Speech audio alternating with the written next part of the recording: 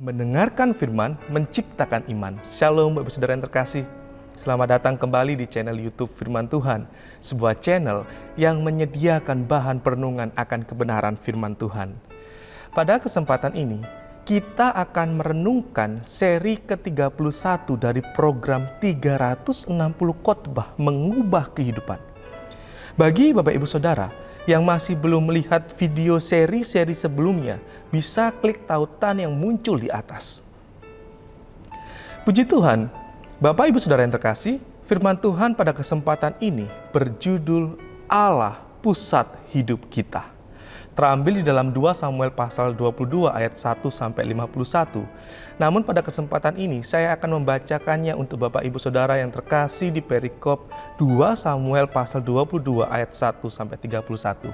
Demikian kebenaran firman Tuhan. Daud mengatakan perkataan nyanyian ini kepada Tuhan pada waktu Tuhan telah melepaskan dia dari cengkraman semua musuhnya dan dari cengkraman Saul.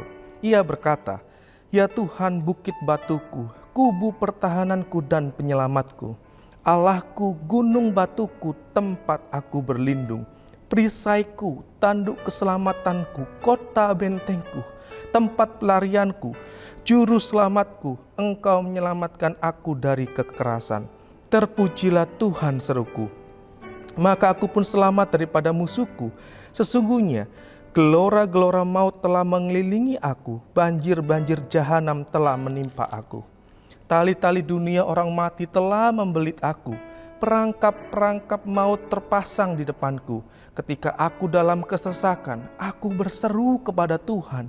Kepada Allahku aku berseru dan Ia mendengar suaraku dari bait-Nya.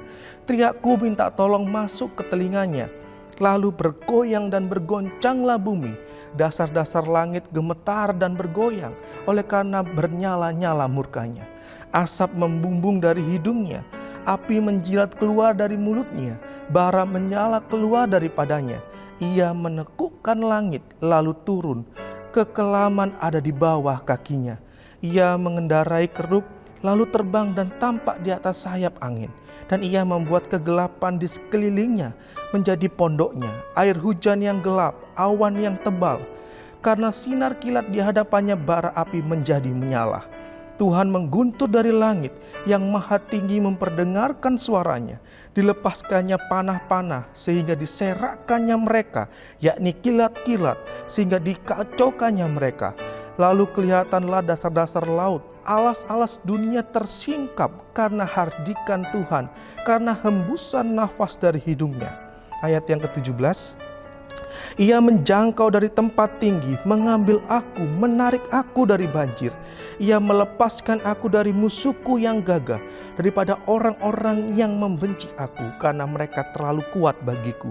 Mereka menghadang aku pada hari sialku, tetapi Tuhan adalah sandaran bagiku. Ia membawa aku keluar ke tempat lapang. Ia menyelamatkan aku karena Ia berkenan kepadaku. Tuhan memperlakukan aku sesuai dengan kebenaranku. Ia membalas kepadaku sesuai dengan kesucian tanganku. Sebab aku tetap mengikuti jalan Tuhan dan tidak menjauhkan diri dari Allahku sebagai orang fasik. Sebab segala hukumnya ku perhatikan dan dari ketetapannya aku tidak menyimpang. Aku berlaku tidak bercelah kepadanya dan menjaga diri terhadap kesalahan.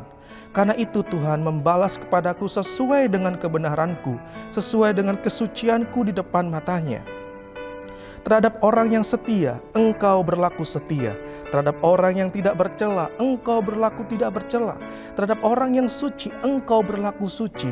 Tetapi terhadap orang yang bengkok, Engkau berlaku belat-belit. Bangsa yang tertindas Engkau selamatkan. Tetapi matamu melawan orang-orang yang tinggi hati, supaya mereka Kau rendahkan. Karena Engkaulah pelitaku ya Tuhan, dan Tuhan menyinari kegelapanku. Karena dengan Engkau aku berani menghadapi gerombolan. Dengan Allahku aku berani melompat di tembok. Adapun Allah jalannya sempurna. Sebab Tuhan itu murni, Dia menjadi perisai bagi semua orang yang berlindung padanya. Amin. Puji Tuhan, kita coba akan merenungkan kebenaran firman Tuhan yang baru saja kita baca. Pasti ada pesan rohani yang dapat membuat kita semakin bertumbuh. Amin. Puji Tuhan. Bapak Ibu Saudara yang terkasih, Pernahkah Bapak Ibu Saudara tergoda untuk menyerah ketika kesulitan, kegelapan, keletihan, keputusasaan menyerang dan melumpuhkan hidup Bapak Ibu Saudara? Saya meyakini kita semua pernah mengalaminya.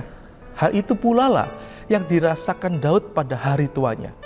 Ketika seharusnya ia menikmati masa pensiunnya, namun yang ia alami adalah kesulitan, kegelapan, kelaparan, dan peperangan.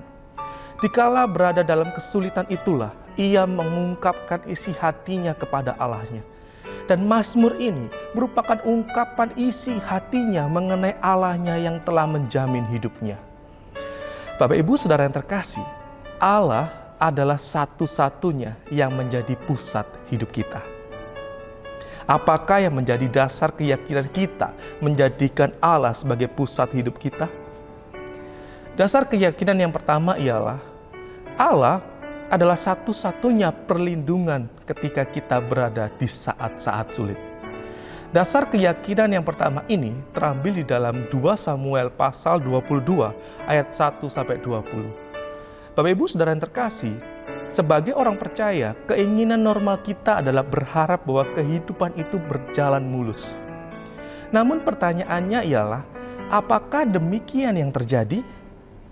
Bukankah dalam banyak hal kita masih berjuang? Kapankah terakhir kali Bapak Ibu Saudara yang terkasih mengakhiri perjuangan Bapak Ibu Saudara? Di hari-hari tuanya, Daud dirundung kesedihan dan duka cita yang mendalam karena kematian anaknya yang bernama Absalom. Ia mengadakan persekongkolan untuk mengkudeta atau merebut kekuasaan ayahnya. Dalam Mazmur ini, Daud menjelaskan Allah sebagai Bapa surgawi yang terjamin. Dikatakan dalam 2 Samuel pasal 22 ayat yang ke-7. Di saat-saat sangat sulit, aku telah kehilangan putraku. Aku sedang kehilangan negeriku, tentaraku. Sedang kacau balau di sana. Tanahku dan rakyatku menghadapi peperangan karena orang Filistin. Tetapi aku mendapatkan bahwa Tuhan Allahku terus-menerus menjadi sebuah perisai, kota bentengku dan tempat pelarianku. Bapak Ibu Saudara yang terkasih, baginya Allah bukanlah Tuhan yang jauh. Allah mendengar seruannya, teriakannya masuk ke dalam telinganya. Allah terlibat dalam pergumulannya. Allahnya begitu dekat ketika musuh-musuhnya yang penuh kebencian menyerang, menghadang, dan memperlakukan secara kasar tanpa perasaan dan tanpa kelembutan. Allah memberikan kemenangan. Apakah Bapak Ibu Saudara yang terkasih berada di saat-saat sulit saat ini? Apakah hari-hari yang Bapak Ibu Saudara yang terkasih jalani saat ini terasa berat? Percayalah bahwa Tuhan adalah satu-satunya perlindungan kita. Tuhan merupakan penyangga hidup kita. Ia menyelamatkan kita karena Ia berkenan kepada kita. Sungguh, hal ini merupakan dorongan yang membuat kita merasa aman di tengah suasana yang tidak aman. Dasar keyakinan yang kedua ialah Allah adalah satu-satunya terang ketika hari-hari kita terasa gelap. Dasar keyakinan yang kedua ini terambil di dalam 2 Samuel pasal 22 ayat 29-30. Bapak Ibu Saudara yang terkasih, mudah sekali untuk mempercayai Allah dikala kita berjalan dalam terang. Namun justru sebaliknya, kita seringkali mengalami jalan gelap. Dan bagaimana kita mempercayai Dia? John dari Cross menyebutnya hari-hari dalam kekeringan rohani. Dan Henry menyebutnya pelayanan ketiada hadiran. Serta Tozer menyebutnya pelayanan malam. Bapak Ibu Saudara yang terkasih, Daud memiliki hubungan yang baik dengan Allah. Namun ia juga mengalami saat-saat gelap di dalam hidupnya. Daud seperti telah kehilangan akal saat di hari-hari tuanya. Ia belum merasa bebas dari kesulitan demi kesulitan yang dihadapinya. Dan hal ini merupakan saat-saat sulit bagi Daud. Di saat Daud berada dalam kekerasan di ayat yang ketiga. Hari-hari ketika banjir jahanam tiba dan menimpa Daud di ayat yang kelima. hari-hari ketika musuh yang menakutkan mengepungnya di ayat yang ke-18. Itu semua menjelaskan kepada kita bahwa Daud menghadapi saat-saat gelap dalam hidupnya. Namun dari semua itu, Allah menyelamatkannya dari semuanya itu. Daud melihat Allahnya sebagai terang yang memberi keberanian dikala ia berada dalam saat-saat yang menakutkan. Allah itu menjadi pembebas. Bapak Ibu Saudara yang terkasih, kita semua memiliki ketakutan-ketakutan tertentu. Dalam hidup ini ada yang namanya takut akan kegelapan, takut pada ketinggian, takut pada bencana, takut tidak diperhatikan kalau usia sudah tua, dan juga takut pada kondisi keuangan yang tidak baik, dan seterusnya.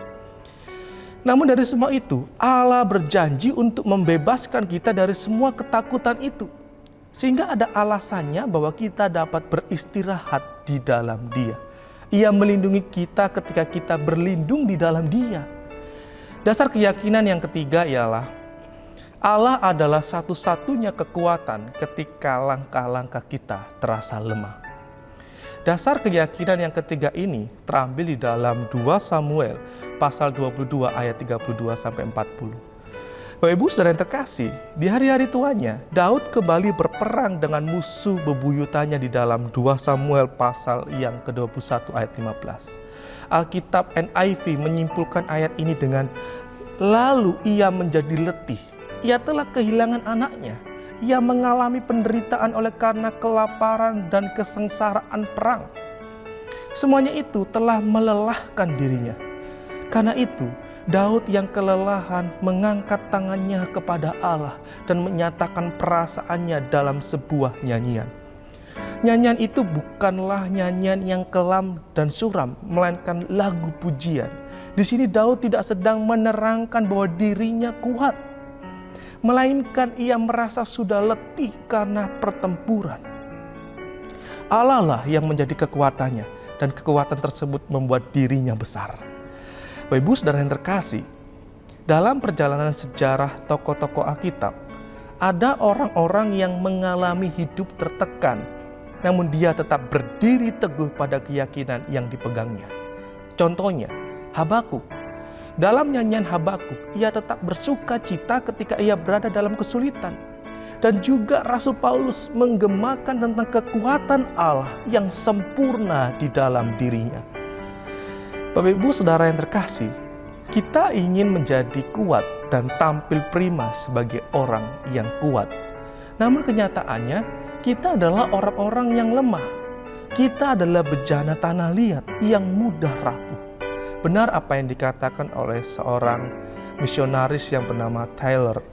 Semua orang yang besar Allah adalah orang-orang yang lemah. Dan hanya oleh kekuatan Allah kita dapat berdiri dan menjadi pemenang. Amin Bapak Saudara. Dasar keyakinan yang keempat ialah Allah adalah satu-satunya pengharapan ketika masa depan kita terasa berkabut dan tidak jelas. Dasar keyakinan yang keempat ini terambil di dalam 2 Samuel pasal 22 ayat 50 sampai 51. Bapak Ibu Saudara yang terkasih, pengharapan adalah karunia yang indah dari Allah, sumber kekuatan dan keberanian dalam menghadapi cobaan-cobaan yang hidup yang paling keras dalam kehidupan kita. Ketika kita terlalu banyak pekerjaan yang melelahkan, pengharapan memberi kekuatan yang segar. Ketika kita putus asa, pengharapan mengangkat semangat kita. Ketika kita tergoda untuk berhenti, pengharapan buat kita terus berjalan. Ketika kita kehilangan arah dan kebingungan membuat tujuan tidak jelas, pengharapan menolong meredakan kepanikan. Ketika kita bergumul dengan rasa sakit, pengharapan membantu kita bertahan menanggung rasa sakit. Ketika kita sedang menganggur, pengharapan mengatakan bahwa kita masih punya masa depan. Ketika kita terpaksa untuk duduk dan menunggu, pengharapan memberi kita kesabaran untuk tetap percaya. Ketika cinta kita ditolak dan ditinggalkan, pengharapan mengingatkan kita bahwa kita tidak sendirian dan Tuhan menyediakan penggantinya. Amin Bapak Saudara. Bapak Saudara yang terkasih, walaupun semua ini telah Daud alami, ia tidak menjadi pahit atau marah. Daud mendekati akhir dari kehidupannya dengan sebuah nyanyian kemenangan dan bukan sebuah keluhan. Tuhan telah menunjukkan kasih setianya kepada orang-orang yang diurapinya dan bahkan memelihara keturunan mereka selamanya.